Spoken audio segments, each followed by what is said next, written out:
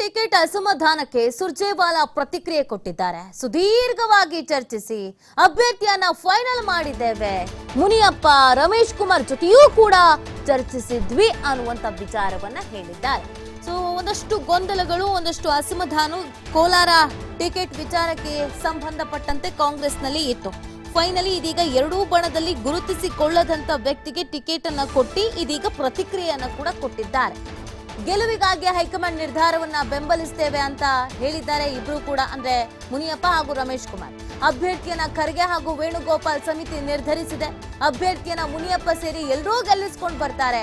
Tweet ಮೂಲಕ ರಾಜ್ಯ ಕಾಂಗ್ರೆಸ್ ಉಸ್ತುವಾರಿ ಸುರ್ಜೇವಾಲಾ ಸ್ಪಷ್ಟನೆ ಕೊಡುವಂತ ಕೆಲಸವನ್ನ ಮಾಡಿದ್ದಾರೆ.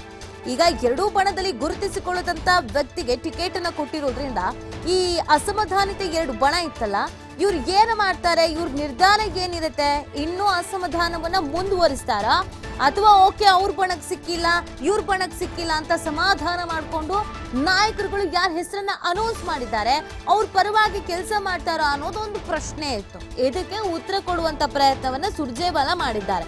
ಟ್ವೀಟ್ ಮಾಡೋದ್ರ ಮುಖಾಂತರವಾಗಿ ಎರಡೂ ಬಣದ ಜೊತೆಗೆ ಮಾತುಕತೆ ಆಗಿದೆ. ಇಬ್ರು ಒಪ್ಕೊಂಡ ಮೇಲೆನೆ ಅಭ್ಯರ್ಥಿಯ ಹೆಸರನ್ನ ಅನೌನ್ಸ್ ಮಾಡಿರೋದು.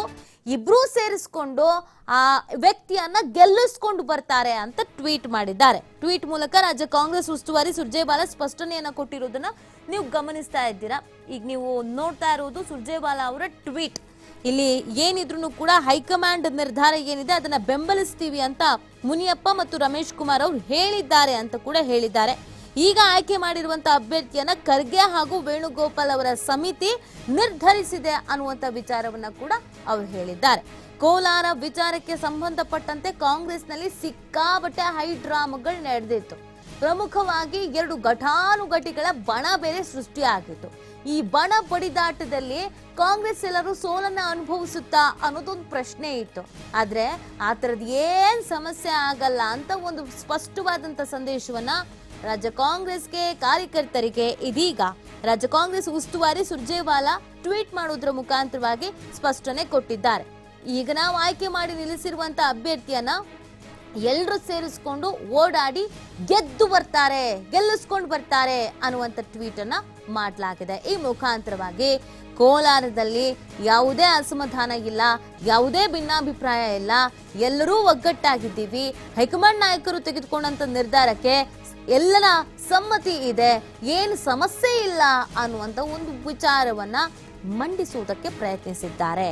ಕೋಲಾರ ಟಿಕೆಟ್ ಅಸಮಾಧಾನ ಏನಿತ್ತು ಅದಕ್ಕೆ ಒಂದು ಹ್ಯಾಪಿ ಎಂಡಿಂಗ್ ಆಗಿದೆ ಅನ್ನುವಂತ ಒಂದು ಮೆಸೇಜ್ ಅನ್ನ ಪಾಸ್ ಮಾಡಿದ್ದಾರೆ. ಇದಕ್ಕೆ ರಮೇಶ್ ಕುಮಾರ್ ಆಗಿರ್ಬೋದು ಅಥವಾ ಮುನಿಯಪ್ಪ ಅವರಾಗಿರ್ಬೋದು ಏನು ಪ್ರತಿಕ್ರಿಯೆ ಕೊಟ್ಟಿಲ್ಲ. ಯಾಕೆ ಪ್ರತಿಕ್ರಿಯೆ ಕೊಟ್ಟಿಲ್ಲ, ಅವ್ರ ಪ್ರತಿಕ್ರಿಯೆ ಏನಾಗಿರುತ್ತೆ, ಅವ್ರಿಗೂ ಈ ಅಭ್ಯರ್ಥಿ ಇಷ್ಟ ಇಲ್ವೇನೋ, ತಟಸ್ಥವಾಗ್ಬಿಡ್ತಾರೇನೋ, ಚುನಾವಣಾ ಪ್ರಚಾರಕ್ಕೆ ಹೋಗಲ್ವೇನೋ, ಯಾರ ಪರವಾಗೂ ನಿಂತ್ಕೊಳ್ಳಲ್ವೇನೋ, ಈ ತರದೊಂದಷ್ಟು ಪ್ರಶ್ನೆಗಳು ಕಾರ್ಯಕರ್ತರಲ್ಲೂ ಇತ್ತು. ಕಾಂಗ್ರೆಸ್ನ ಕೆಲವೊಂದಷ್ಟು ನಾಯಕರುಗಳಲ್ಲೂ ಕೂಡ ಇತ್ತು. ಹಾಗಾಗಿ ಆ ಥರ ಎಲ್ಲ ವರಿ ಮಾಡ್ಕೊಳ್ಳೋದೇನು ಬೇಡ, ಆ ಥರದ್ದೆಲ್ಲ ಏನು ನಮ್ಮಲ್ಲಿ ಸಮಸ್ಯೆ ಇಲ್ಲ, ಎಲ್ಲರೂ ಒಗ್ಗಟ್ಟಾಗಿದ್ದೀವಿ. ಹೈಕಮಾಂಡ್ ನಾಯಕರಿಗೆ ಏನು ನಿರ್ಧಾರ ತೆಗೆದುಕೊಳ್ತಾರೋ ಅದಕ್ಕೆ ಎಲ್ಲರೂ ತಲೆಬಾಗ್ತಾರೆ ಅನ್ನುವಂಥ ಒಂದು ಸಂದೇಶವನ್ನ ಸುರ್ಜೇವಾಲಾ ಇಲ್ಲಿ ರವಾನೆ ಮಾಡಿದ್ದಾರೆ ಟ್ವೀಟ್ ಮಾಡೋದ್ರ ಮುಖಾಂತರವಾಗಿ.